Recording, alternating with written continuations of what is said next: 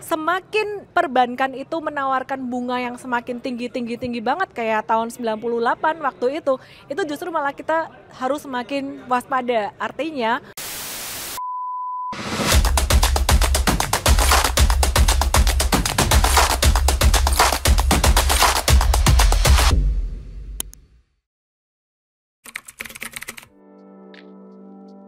nah, di sebelah saya udah ada Pak Dimas. Hai, saya Dimas, sekretaris lembaga di Lembaga Penjamin Simpanan LPS Jakarta, ya, yang menjamin simpanan.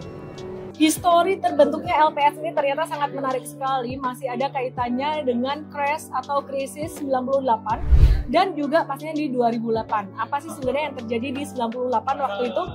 Kalau 98 ya tentunya itu waktu itu terjadi krisis di mana lebih kerennya itu krispon waktu itu, krisis moneter.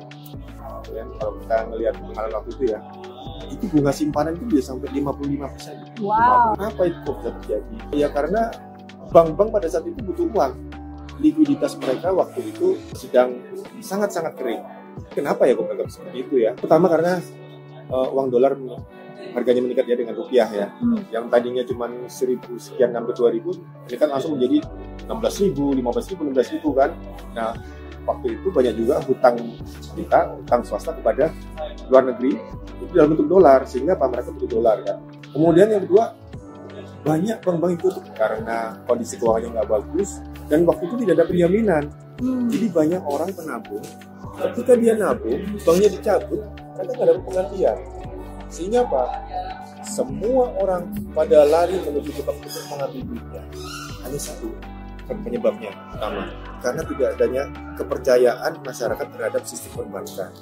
Berarti sebenarnya kalau menurut saya nih semua tuh bisa terjadi karena self-fulfilling prophecy ya Pak ya. Jadi misalkan orang-orang kalau waktu itu nggak ketakutan, baik-baik saja, mereka nggak nge-rush atau ngambil duit di bank, sebenarnya nggak apa-apa gitu. Tapi kalau ketika orang mulai ketakutan, mereka mulai ambil duit di bank, disitulah mulai bank itu mengalami kesulitan likuiditas. Bahkan nggak hanya bank kecil loh, bank besar itu juga waktu itu sudah likuiditas. Contohnya mereka sampai direkap seperti BCA, kemudian waktu itu ada Namon, ya kan.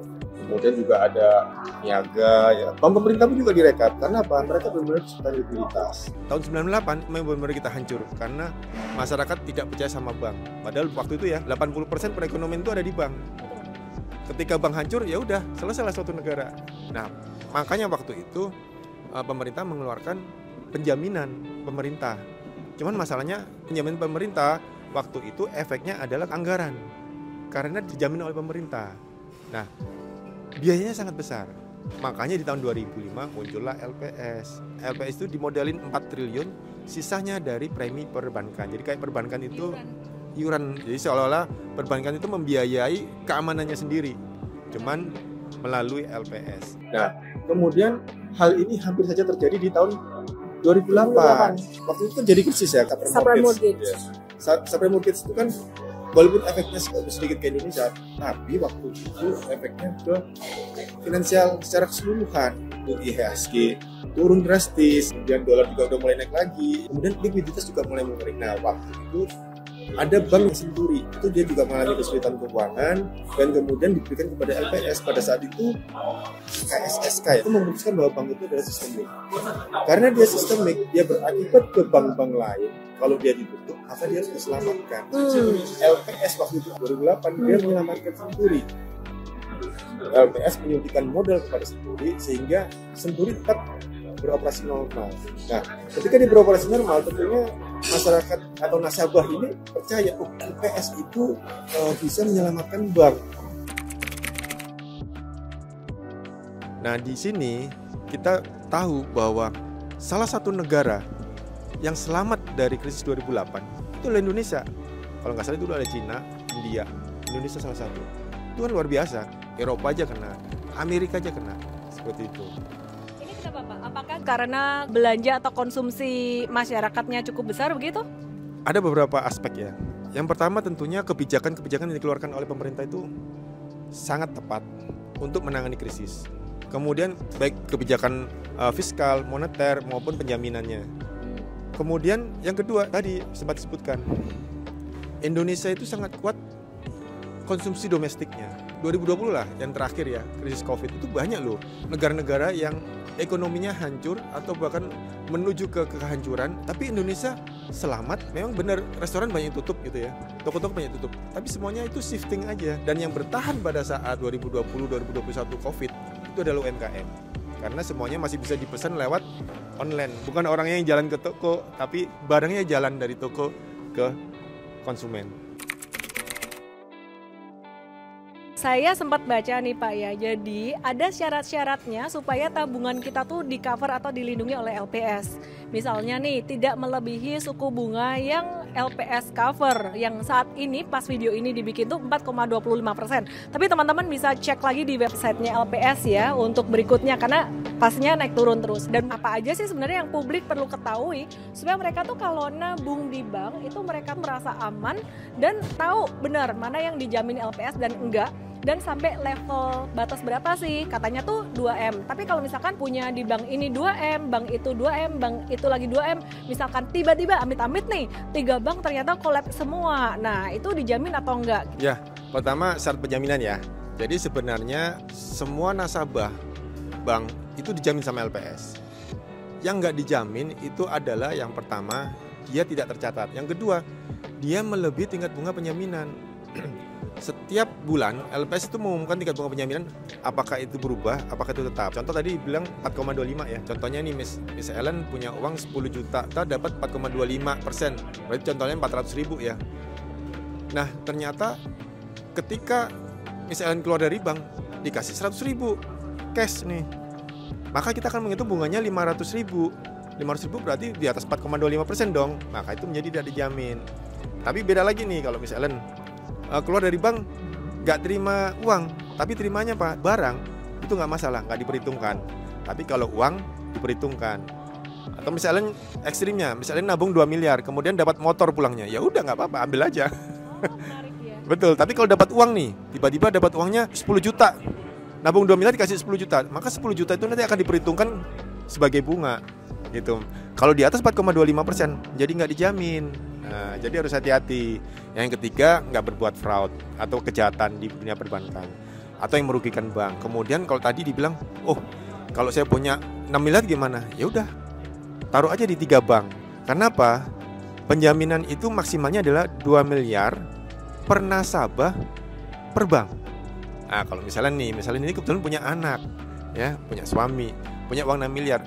Tapi setianya pada satu bank, oh ya nggak apa-apa. 2 miliar atas nama misalnya, 2 miliar atas nama suami, 2 miliar atas nama anak. Tiga-tiga dijamin. Kalau anaknya masih di bawah umur, contohnya masih umur 10 tahun, ya nggak apa-apa, pakai QQ biasanya. Ya, beneficiary namanya.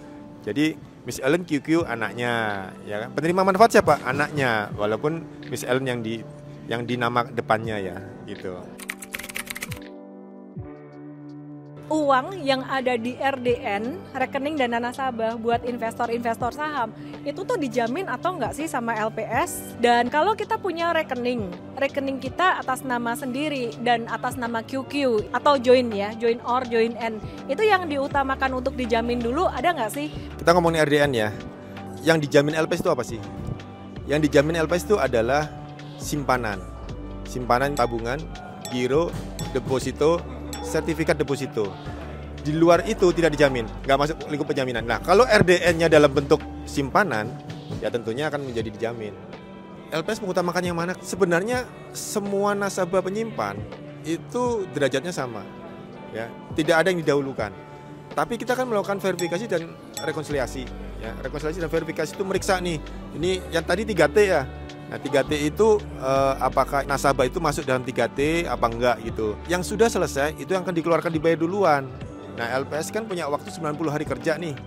Kemudian paling lambat 5 hari kerja sejak dimulainya reconvert sudah harus bayar. Kalau beneficiary sebenarnya nggak ada utamakan mana yang duluan. Kalau beneficiary ya tinggal dicari QQ-nya. Terus kalau join account, kalau join account ya tinggal dibagi aja secara proporsional. Makanya nih kita berdua punya rekening nih. Satu rekening atas nama berdua gitu ya, misalnya sama saya. Lah nanti tinggal nilainya berapa? 400 juta ya dibagi 200 sama Silent, 200 sama saya. Seperti itu. Tapi kalau umpamanya 2,5 miliar atas nama saya sama misalnya ya nanti yang dijamin kan 2 miliar. Satu rekening kan, dia 2 miliar. Ya nanti saya 1 miliar, misalnya 1 miliar. 500 jutanya gimana? 500 jutanya ikut hasil likuidasi.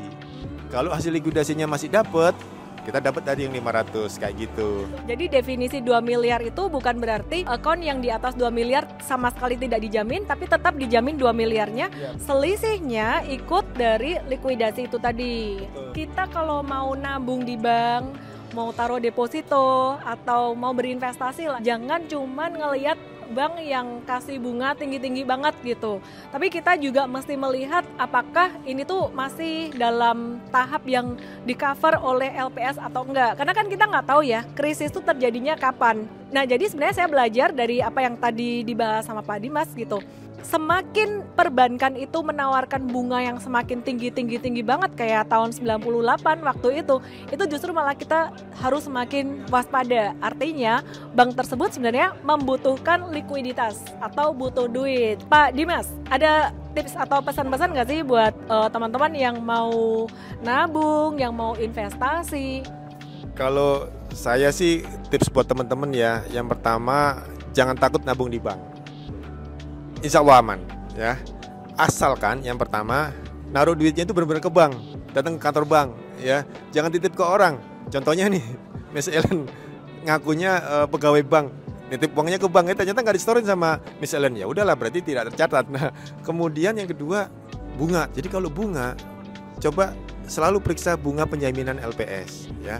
Lihat di websitenya LPS atau di IG-nya LPS ya. Yang ketiga adalah jangan berbuat jahat, jangan berbuat fraud di bank ya. Kalau merugikan bank ya itu pasti akan menjadi tidak dijamin. Contohnya bikin kredit fiktif. Kalau orang yang sempat kredit di bank, kemudian dia gagal bayar, jadi ada aset yang dijaminkan, kemudian dilelang oleh bank, kemudian di satu hari lain dia menabung di bank dan seandainya bank tersebut kolaps, apakah itu termasuk satu fraud atau enggak? Kalau gagal bayar sih bukan fraud ya, bukan fraud. Jadi kalau umpamanya masih terhutang ya, kemudian nanti kita set off. Kita pertemukan antara hutang dengan tabungannya. Taruhlah nanti Miss Ellen punya hutang 300 juta, tapi di satu sisi punya uang 400 juta.